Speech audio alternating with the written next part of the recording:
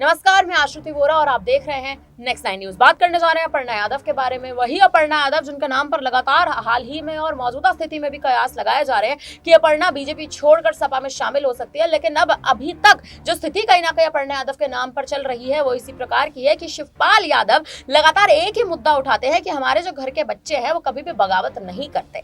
लेकिन क्या अपर्णा यादव भारतीय जनता पार्टी छोड़ती नजर आएंगी? क्योंकि ये सवाल इसलिए उठ रहे हैं क्योंकि आप देखें कई साल अपर्णा यादव को बीजेपी में हो चुके हैं और बतौर केवल एक कार्यकर्ता के तौर पर काम करती नजर आ रही है। 2019 के लोकसभा में मौका नहीं दिया गया बीजेपी द्वारा, 22 में यूपी विधानसभा में मौका नहीं दिया गया, 24 के लोकसभा चुनाव में मौका नहीं दिया गया।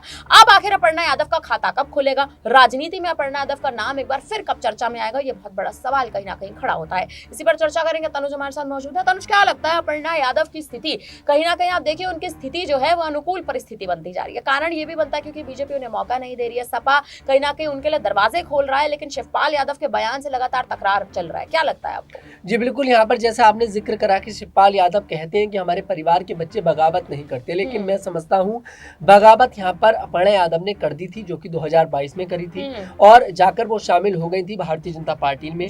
और अब कहीं ना कहीं भारतीय जनता पार्टी से जब अपर्णा यादव को कुछ हासिल नहीं हो पा रहा, तब वो अब दरवाजा देख रही है समाजवादी पार्टी की तरफ का। लेकिन बताया जा रहा है कि अखिलेश यादव इस बात के अगेंस्ट में है कि अब अपर्णा यादव को वापस यहाँ पर समाजवादी पार्टी में शामिल किया जाए, क्योंकि कहीं ना कहीं उन्होंने समाजवादी पार्टी का साथ छोड़कर एक क्वेश्चन मार्क समाजवादी पार्टी के ऊपर लगा दिया है और अखिलेश यादव के ऊपर लगा दिया है। क्योंकि इस तरह के सवाल अखिलेश यादव से करे जाते हैं कि आप ही के परिवार की बहू भारतीय जनता पार्टी में है, अब आप अपने परिवार को क्यों नहीं साथ पा रहे, आप वोट क्या साधेंगे? तो कहीं ना कहीं अखिलेश यादव, मुझे नहीं लगता कि अपर्णा यादव को एक्सेप्ट करते हुए नजर आएंगे। आशुति, लेकिन अगर आप उपचुनाव की ओर अगर आप थोड़ा रुख करें और 17 सीटों पर आप देखें जो उपचुनाव होने वाले, इनमें से एक सीट करहल की भी सीट है, तमाम और सीटें हैं, लेकिन करहल की सीट आप देखें, करहल की सीट वही सीट है जिस सीट से अखिलेश यादव ने हाल ही में इस्तीफा दिया है और नेता प्रतिपक्ष के तौर पर भी आप देखें उस पद से भी कहीं ना कहीं इस्तीफा देते नजर आए। जिसके बाद शिवपाल यादव का नाम तो चर्चा में बना ही हुआ है, लेकिन यह भी कहा जा रहा है कि अपर्णा यादव उस सीट से लड़ सकती है। क्या लगता है, करहल की सीट से नाम क्या अपर्णा का सपा फाइनल करती नजर आ सकती है? जी बिल्कुल, अब देखना दिलचस्प होगा, क्योंकि अगर अपर्णा यादव शामिल होती है तब ये सीट करहल की होगी कि उसी सीट से उन्हें चुनाव लड़ाया जाए,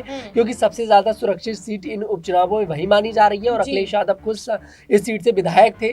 तो कहीं ना कहीं मुझे लगता है इस सीट से आसानी के साथ आश्रुति, अगर अपर्णा यादव उतरती है मैदान में समाजवादी पार्टी की तरफ से, तब वो जीत दर्ज करती हुई नजर आएंगी। अब देखना दिलचस्प है कि आखिर अपर्णा यादव की क्या रणनीति है और किस रणनीति के हिसाब से भारतीय जनता पार्टी भी क्या अपर्णा यादव को इस उपचुनाव में उत्तर प्रदेश के मौका देती नजर आएगी, या सपा जो अपने दरवाजे कहीं ना कहीं अपर्णा यादव के लिए खोल चुके हैं कि उनके घर की बहू एक बार फिर उनकी ही पार्टी में वापसी करे। आखिर अपर्णा यादव का क्या निर्णय होगा ये अब देखने लायक होगा। फिलहाल अब इस पर आप क्या कहेंगे, आप कमेंट करके जरूर बताएं। बाकी तमाम बड़ी खबरों के लिए बने रहिए हमारे साथ, देखते रहिए नेक्स्ट 9 न्यूज।